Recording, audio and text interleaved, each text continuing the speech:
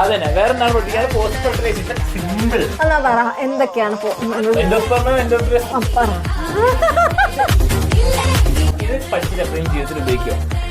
അതെ എവിടെ ഉപയോഗിക്കും? പിന്നെ എന്നാ പറ അല്ല തേങ്ങാ വെള്ളം എന്താ?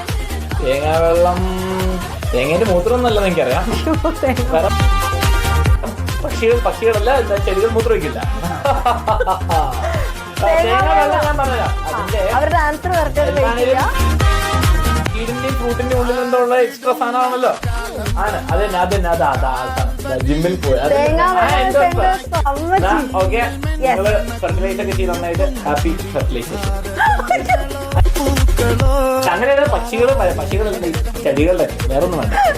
നിങ്ങൾ ഫെർട്ടിലൈസേഷൻ ചെയ്യേണ്ട മക്കളെ, നിങ്ങൾ കുഞ്ഞു കുട്ടികളാണ്, നിങ്ങൾ എക്സാമിനുള്ള കാര്യങ്ങളൊക്കെ പഠിക്കും. ഞാൻ പറഞ്ഞിട്ട് നീ അവിടെ പോയി ഫെർട്ടിലൈസേഷൻ ചെയ്തത്. എന്നാ ശരി, ബൈ.